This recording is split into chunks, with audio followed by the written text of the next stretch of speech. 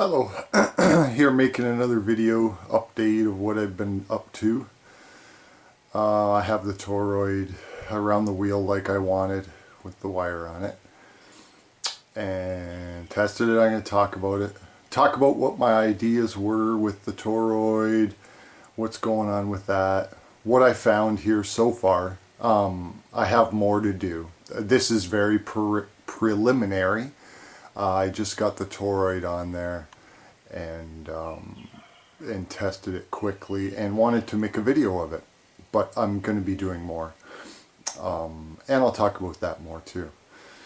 But first, there's something that I'd like to share with everyone that I found on the computer.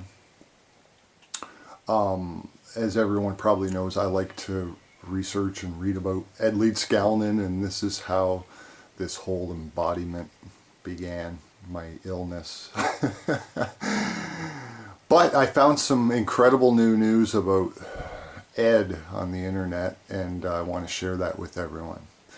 Now, anyone who's read about Ed knows, he was a bit of a hermit and kept to himself and secrets and all these things, right? But people that knew him when he was alive knew that he went to town on his bicycle, and he claimed himself like to, go in at least once a week to town and watch the people.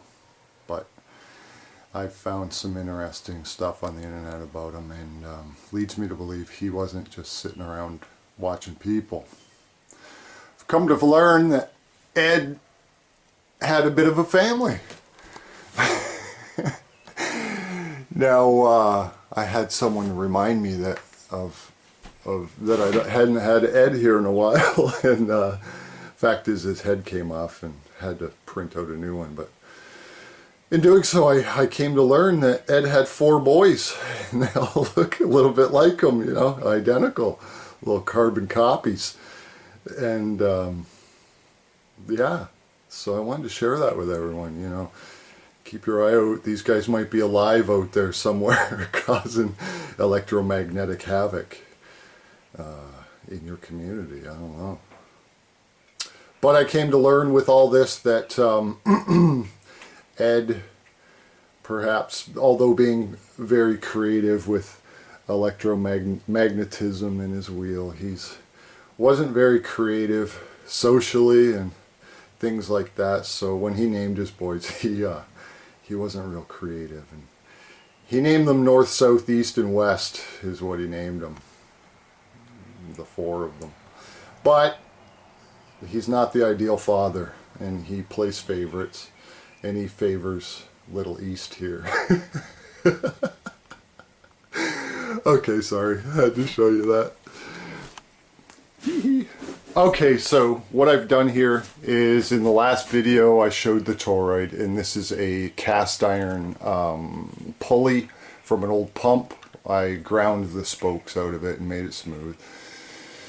Now my idea here was that putting the wheel inside, you're still going to have the communication in the core of the north and south, so we should still get the effect, right? As with the U core, because I think this is what's going on, is that the north and south are able to communicate in the core, and this gives that special effect that we've been seeing, that I've been testing and investigating. And so I wanted to make this, and one thing that I was sort of hoping that would happen is that because the magnets are always the same distance from the core, and I tried my best to line this up so they're all the same. It's in the middle as best as I can get.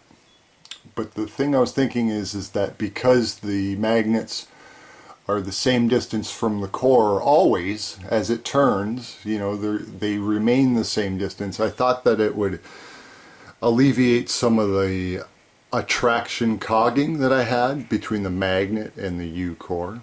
But as we use the electricity, that attraction goes away, right? Now, at the very least, I was thinking, because there's still communication in the core, that we would still get that effect. But I was hoping that this attractive cogging may be addressed a little bit with this configuration. So I want to show you what I found. Now what I've done is I have a microwave oven transformer primary that I took off and I wrapped around this core in this way. And the two leads are right here at the bottom. So basically the wire wraps around the core like this. And I wanted to keep it on this side of the core away from the direct magnetic field, because I thought that was important.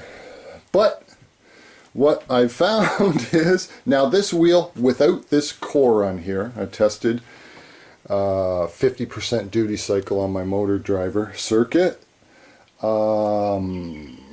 Made it go 446 RPM with a 240 milliamp input from this 12 volt battery. Now I have an AC meter on the wires of the toroid coil, and I have an ammeter directly in the input of the motor. And just so you know, this is no longer at 50% duty cycle. It's cranked all the way up, 100% duty cycle. So what I'm going to do is I'm going to give this a flick and then quickly flip the switch. And you can see the motor doesn't turn. It's pulling 1.4 amps. I get no voltage out of these wires. Now it's going to stop, right? So I'm going to flip the switch and turn it off. I don't want to fry out this motor. But as you can see, even with 100% duty cycle or full input to this motor, it doesn't want to turn these magnets. Now granted, when I was lining it up, which took a while, if I had this out of center at all, it would put even more drag on the wheel. But having it in the center, same distance, I still have the drag on the wheel. Now granted, if I'm able to get some current from a winding on this toroid, shorting it out and using the electricity should give the same effect, because the core is still communicating the two poles of magnetism. But there's too much attraction. A lot of times when I build things, I go extreme. I like to test the extremes. Extreme big and extreme small first. Always, it's just a tendency. So I've got a double layers of magnets. I've made this so that it fits inside here pretty close, as close as I could get it, right? And still be able to get this thing around it. So I think I could modify it that way. But the modification that I want to make, because I'm getting, even when I crank this with my hand as fast as I can, I get no deflection from the AC voltage meter. Here, I'm going to give it a flick again. Pretty good. I get nothing at all. So what that tells me I want to do, and even though this is 0.6 ohms or thereabouts, as accurately as I can measure with one of these guessometers, even with it being that such a low ohmage, I should get a deflection of some sort, right? So next what I'm going to do is I'm going to pull it apart, and I'm going to wind the wire on here in a normal fashion, as with my other setup with the U-core, at 90 degrees to the core, and give it a whirl. So on with it, but wanted to share this with you guys and show you what I found thus far. So I'll be pulling it apart and winding wire on it.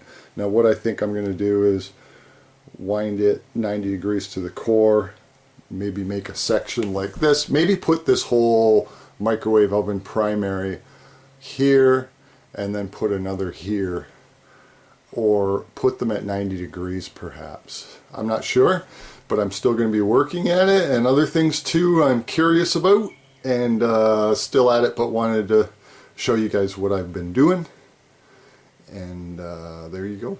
And oh, and I wanted to share with you my discovery about Ed. Haha. Right. Okay, there you go. I'll have another vid. I'm going to wrap that on there, and I'll be making a new vid in the future sometime. I'm going outside to play in the dirt right now, though, and barbecue too. So there you go. I'll have another vid sometime soon. Thanks for watching. I'll talk to you later.